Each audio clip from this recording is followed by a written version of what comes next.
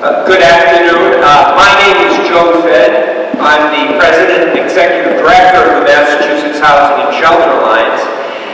And it's a great honor. You will never know what an honor it is to be here today to welcome you all to the newly renovated Chelsea Commons.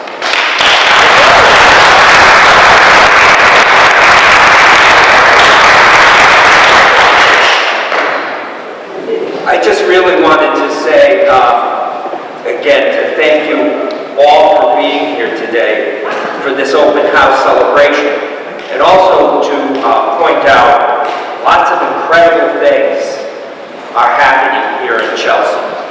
We're so honored to be a part of it. But the first person on our program today is, again, the Honorable Leo Robinson, President of the City Council for the City of Chelsea. So, Mr. President, if you could, thank you.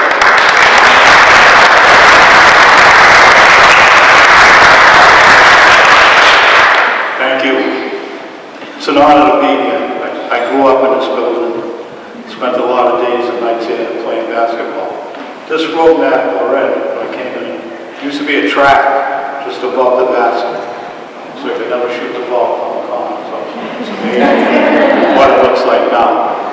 Just brief, I want to welcome everybody here today on behalf of the City of Chelsea and my colleagues, and also to welcome Bay Cove back. And I say that because I did a lot of work with Stan and Amy Harrison at Bay Cove. And Amy Harrison ran Chelsea staff and Chelsea for about 11 years. So it's good to see you back, to be able to provide services to folk in our community who really need the services. And as you mentioned, on your tab is looking out for a facility possibly for women. 100% on board, and Alex Train is the person to lead that, and his colleague. So I'm very brief, just again, welcome. Anything that we can do, please reach out to us. Thank you.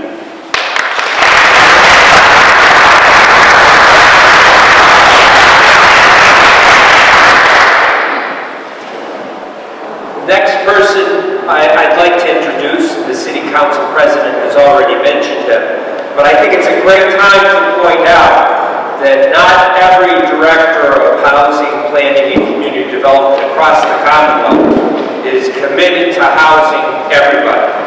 But this is a particular person who is, and again, it's an honor to invite to the podium now Alex Train, the Director of Housing.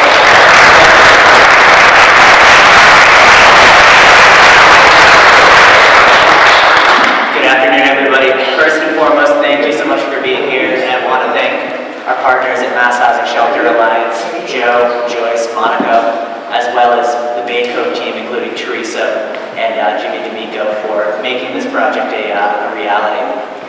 As Joe was mentioning, across the Commonwealth, we have a shortage of affordable housing, but particularly affordable housing that is low to no threshold housing for vulnerable individuals, particularly those with a history of addiction and substance misuse. And so, as we're talking through housing strategy for the years coming forward, it's important that we craft projects like this one that really show that we don't give up on people, and that we continue to do what we can to create housing opportunities for people to access, regardless of their background, regardless of what they're going through. This project really embodies that spirit, and that it provides affordable housing for individuals, high-quality supportive services for Bay Cove, and in an environment where all the staff here refuse to give up on people. And so we're really pleased to be partners with you on this, and we're looking forward to both the growth of this facility as well as working with you on further services to support the residents that live here that really contribute to the vitality of Chelsea. Thank you.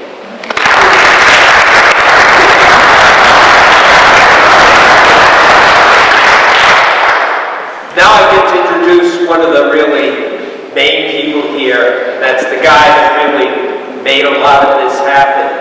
I was thinking this morning about it, and it's amazing that every now and then in our life, we have this feeling that somehow we're experiencing a gift from the past that's being given in the present. And that's exactly what Jim D'Amico did. You know, in 2017, I have to admit, or even prior to that, we were in a little bit of a panic as to what would happen to this building, this former Y. And when Jim stepped up, all I can do every day is thank God, as Kay Wild, our Vice President, has too, his patience, his resiliency, and his work. And now look at what we're here today, celebrating, marking this incredible facility that is serving a wide array of people who just need housing. And I think that that's a great tribute to him. But I'm also thrilled to announce now, and this is a little bit of a promotion obviously, that we're awarding him this spring the Bob Ray Partnership Award. That's going to be May 11th at the WBUR City Space in Boston. And the Bob Ray Award, Bob was a very good friend of mine going back into the 90s, who had really made outstanding contributions himself, a business person. And again, that's why we really selected Jim this year based on the fact that just because he's in business doesn't mean that he doesn't see the larger picture of things that's happening. So it really, really is a great honor to introduce and thank, at this point publicly, Jim D'Amico.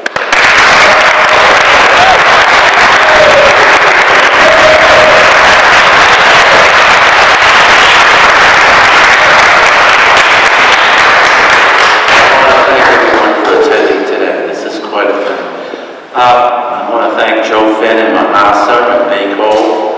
They're all making this happen. It's a team effort. We're kind of a work in progress here. We're constantly upgrading the property, and I see nothing but plus signs everywhere I turn. So I want to thank you, Teresa, for taking the bull by the horns here during COVID and helping us out so much.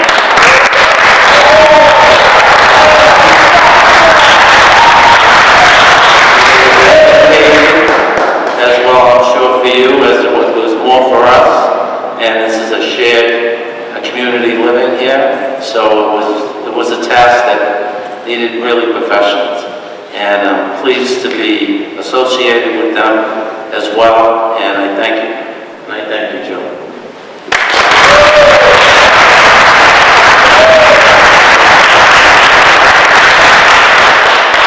I think Jim provided almost like what might be a perfect segue for us, because it's time to invite from an agency. I can't think of an agency that's done more to address homelessness in the Commonwealth, particularly within the greater Boston area, than this agency, Bay Cove Human Services. And Carly Lubarsky, who's the Chief Operating Officer, if she could, is she here? Oh, I haven't mentioned Carly. Carly, this is probably as good as time. Jim kind of beat me to the punch, but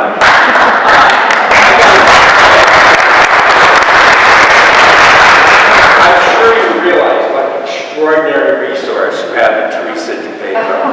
I mean,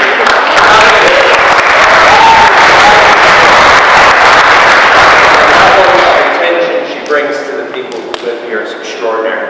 So we're honored that you're here today, obviously, and the podium to you. Thank you. Thank you so much. I couldn't be more proud to be here and be such a part of an important partnership with the City of Chelsea, Manhasset. This is such an honor, and my thunder was stolen a teeny bit by giving a shout out to Teresa, because I really do just want to thank all your hard work getting this program going. At Bay Cove, one of the things that we strongly believe in is that having a home is not a reward.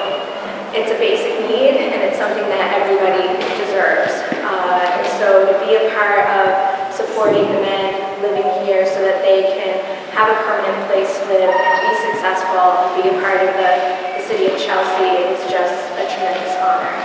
So thank you so much. And we couldn't be prouder to be part of this project.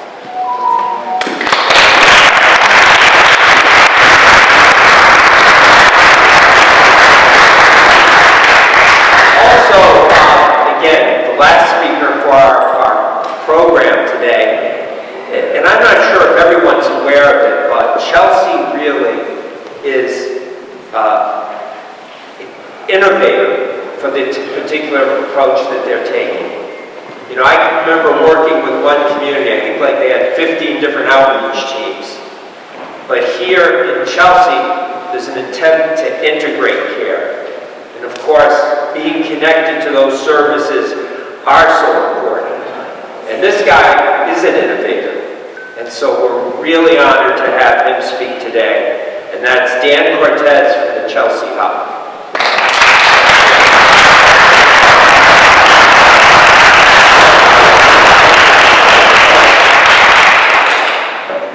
For anyone that wears glasses, my glasses are fogging up, so thanks, Mike, to take off the mask. So on behalf of Chief Keith Houghton and all the men and women of the Chelsea Police Department and all of our partners in the Chelsea Hub, I'm a civilian employee for the Chelsea Police Department, which means I get to coordinate a lot of our initiatives that we have, like for example, the Chelsea Hub. The Chelsea Hub is led by the Chelsea Police Department, which is not something you normally hear about, right? It's a public health, public safety initiative that brings service providers together. So the Hub is only successful because of the service providers like Bayco, like Catholic, and like everybody else.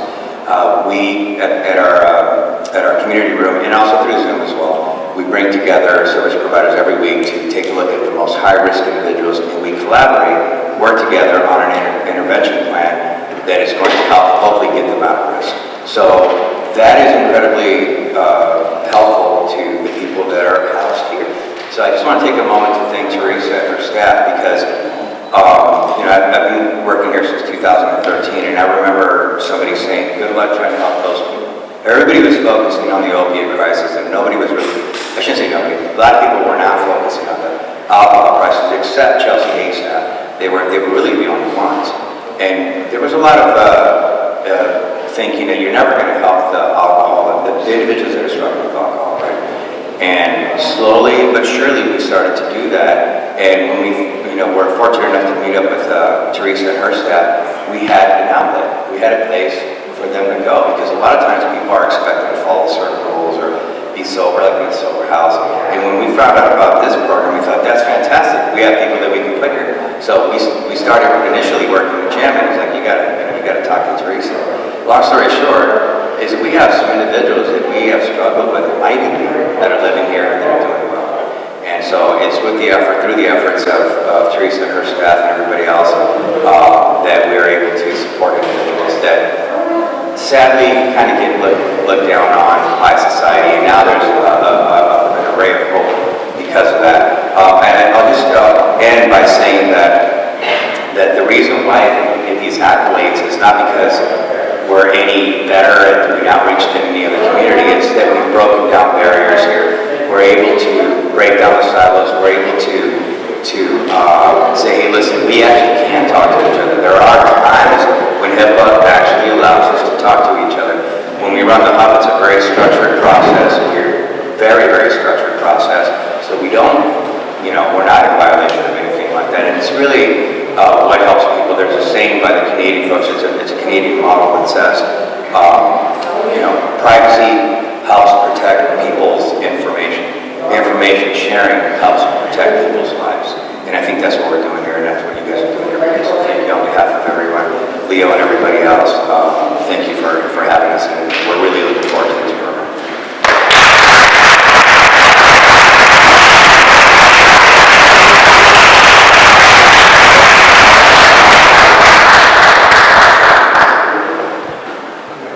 Again, I always do this, so I have to be very careful. I miss some of the key Mahasa staff. Kay Weil, Vice President, has been working for years in relation to this building. And of course, Joyce Taban has become a critical part in terms of securing funding for this building at Mahasa. And then none of it would be happening at all either from our side if it wasn't for the amazing Monica Ruggiero.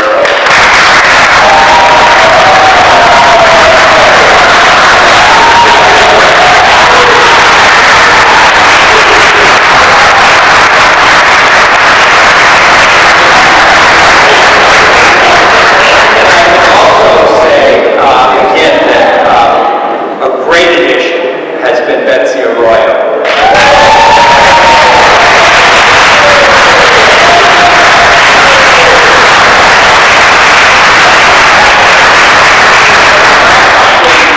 We need to thank Meg, Mary, and Natercia, and then you gotta forgive me, I don't know who the Bay Code development folks are, but thank you for all your work in terms of making this possible today.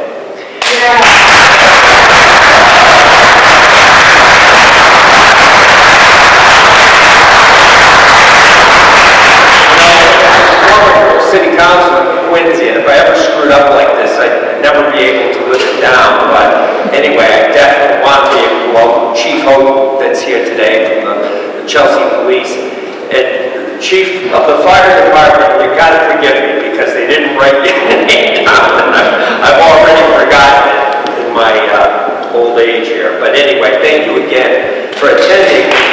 But thank you in terms of serving everybody. Again, it's an example for statewide. And finally, thanks to everybody for all you do and for the dedication to the people that you all serve. And so what I'd like you to do just for a few more minutes, particularly if you don't know that much about what happens here, to join us in this video that's been prepared.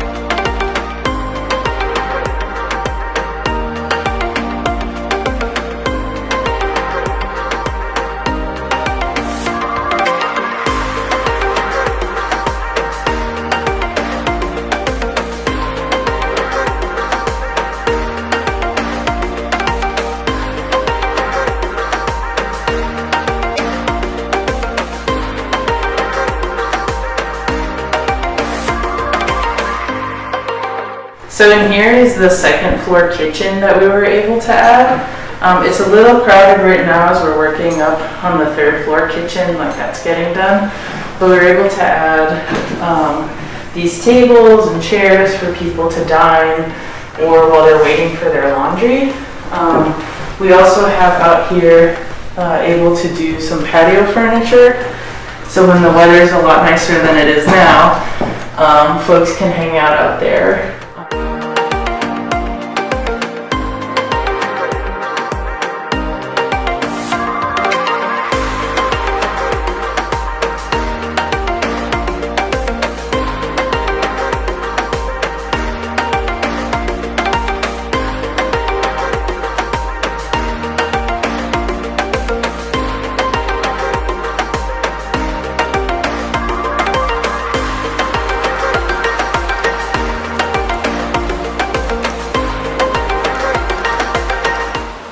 What importance do you think Chelsea Commons has in the community of Chelsea? You know, there's always a handful of people that you can rely on. They don't blow you off. You know, they help you out, whether it's filling our application or getting a bus pass, getting a ride to the doctor's office. They help you out in so many ways down here. You know, mentally, they're here to, you know, talk to you. They just, like I said, since I've been here for 2 years, they've helped so many people here. It's just unbelievable. It's good. You had mentioned before about your experience as a youth in this building. Yes. Do you want to talk about that at all? Yeah, well, I joined here when I was 13 years old. It was called the Explorer Post 13. And it was for kids. They had programs like volleyball, basketball, football, We did movie nights. We went to Canby Lake every year. So I was a part of that from like 13 until I was about 29, 30. Then I had my first child, and I kind of had to part ways from here and start my own family. But I grew up here. I love the people that I helped. It was volunteer work, but I loved it here, and then I ended up here after all. Do you have any thoughts or anything that you wish people understood about homelessness? A lot of people, they don't choose to be homeless. Like things happen for a reason.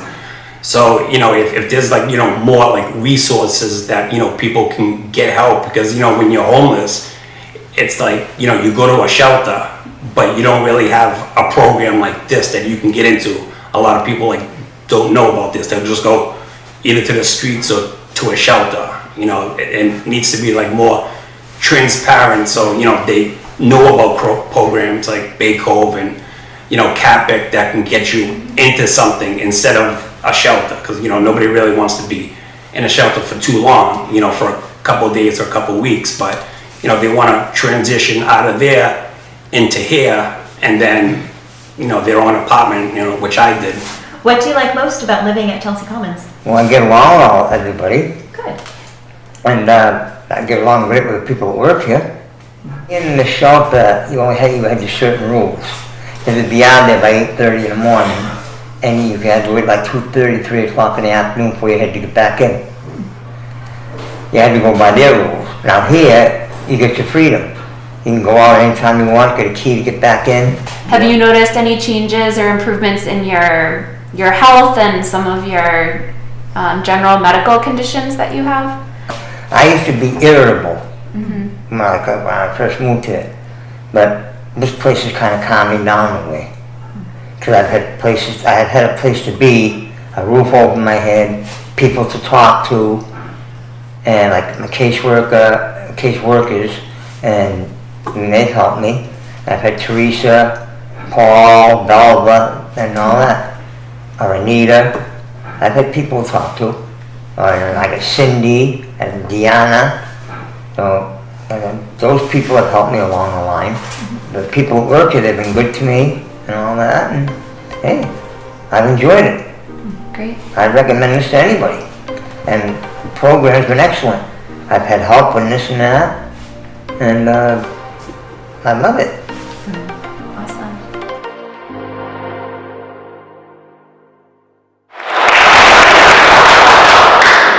I want to thank the tenants who agreed to share for that film as well. Thank you very much.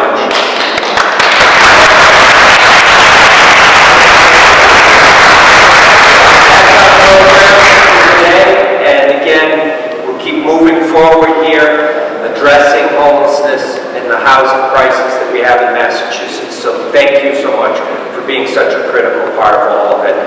Ready? Let's go. 3, 2, 3.